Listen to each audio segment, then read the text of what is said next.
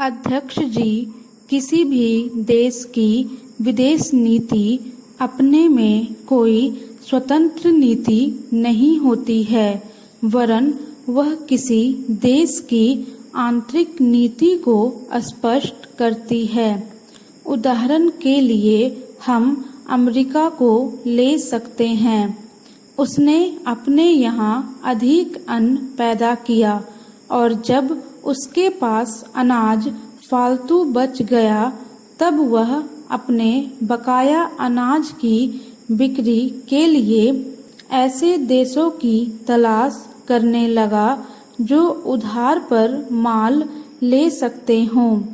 किंतु हमारी आंतरिक नीति ने यह तय किया कि खर्चीले ढंग से सरकार चलाएंगे और स्वदेशी मुद्रा की कोई राशि हमारे पास नहीं बचेगी।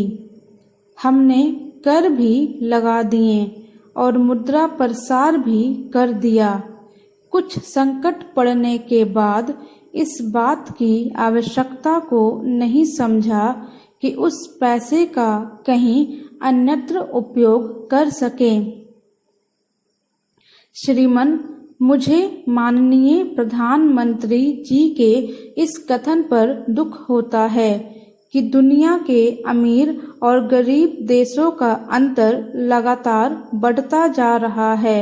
मैं उनसे यह पूछना चाहती हूँ कि भारत की विदेश नीति ने उस अंतर को घटाने की क्या कोशिश की है?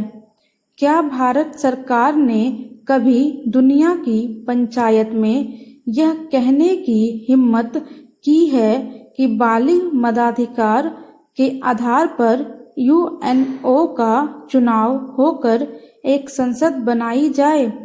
और क्या आप में यह देखने की हिम्मत है कि फौज के हिसाब से कर लगाकर एक विकास का खाता खोल दिया जाए?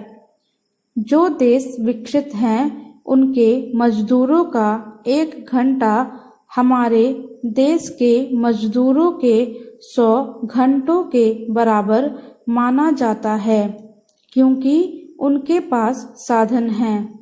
इसलिए यह अंतर और भी बढ़ता चला जा रहा है। किसी देश के अंदर आंतरिक नीति में अमीरी और गरीबी का अंतर बढ़ता चला जा रहा हो और वह दुनिया के देशों में विद्यमान अमीरी और गरीबी के इस अभिशाप को समाप्त करेगा, यह समझ में आने वाली बात नहीं है। अब मैं आपका ध्यान एक और बात की ओर दिलाना चाहती हूँ। पूर्वी जर्मनी को मान्यता देते हमें परेशानी होती है, इसलिए कि शायद पश्चिमी जर्मनी को बुरा लगे। लेकिन पश्चिमी जर्मनी ने तो अपनी रक्षा का भार दूसरों पर छोड़ दिया है। उसने अपनी पूरी शक्ति इस बात पर लगा दी है कि अधिक से अधिक उत्पादन किया जाए। आपने जो समय दिया उसके लिए मैं आभार प्रदर्शन करता हूँ और आपका धन्यवाद करता हूँ। अध्यक्ष जी, जिस समय पाकिस्तान ने भारत पर हमला किया था, उस समय उन्होंने देश की रक्षा के लिए महत्वपूर्ण कार्य किया था। इसके साथ ही मैं मंत्री महोदय को यह भी स्मरण दिलाना चाहता हूँ कि शायद उन्होंने इस पर ध्यान नहीं दिया कि इस बार जो राष्ट्रीय पुरस्कार मिले हैं, उनमें रेलवे प्रशासन को केवल 2 ही प्राप्त हुए हैं, जबकि मैं ऐसा मानता हूँ कि हमारी सेना के बाद अगर किसी ने युद्ध काल में सराहनीय कार्य किया है तो वह रेलवे प्रशासन अथवा रेलवे कर्मचारी और अधिकारी हैं। इसलिए उनके मनोबल को बनाए रखने के लिए और उनको प्रोत्साहित करने के लिए रेल मंत्री को इस बात पर भी ध्यान रखना चाहिए और इसका प्रयास करना चाहिए कि जो भी इस तरह के प्रोत्साहन मिले उनमें रेलवे का विशेष महत्व रखा जाए। रेल मंत्री महोदय ने अपने वक्तव्य में भी रेलवे कर्मचारियों की प्रशंसा की है या उनको प्रोत्साहन दिलाया है, लेकिन यह प्रोत्साहन शांति काल में भी बना रहना चाहिए।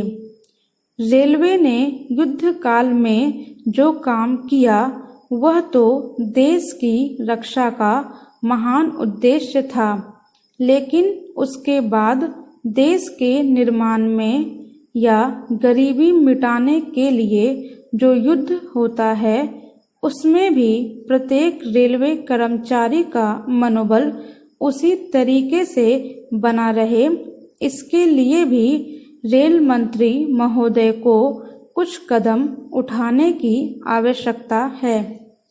मैं ऐसा मानता हूँ कि वह किसी भी तरीके से करे, उनका तरीका कुछ भी हो, लेकिन उनको यह करना चाहिए कि जितने भी रेलवे कर्मचारी हैं, जो भी रेलवे को मुनाफा हो उसमें वह साझेदार हों। चाहे आप उनको बोनस के रूप में कुछ दें, चाहे किसी और तरीके से दें, लेकिन हर वर्ग के रेलवे कर्मचारी को मालूम होना चाहिए कि यदि वह देश के निर्माण के संबंध में ठीक तरह से काम करेगा तो उसको पुरस्कार के रूप में या वेतन के अंश के रूप में अपने वेतन के अलावा पैसा मिलेगा। इसी प्रकार इस संबंध में मैं एक और सुझाव देना चाहता हूँ। स्वतंत्रता के बाद रेल प्रशासन भारत सरकार का प्रशासन हो गया, लेकिन यह लोकसभा एक विशेष उद्देश्य को लेकर चुनी गई है। यह उस कार्यक्रम का एक नमूना ही है। गांधी जी ने जीवन के सभी पहलुओं पर प्रकाश डाला था। धन को वे संयम से व्यय करने के हक में थे।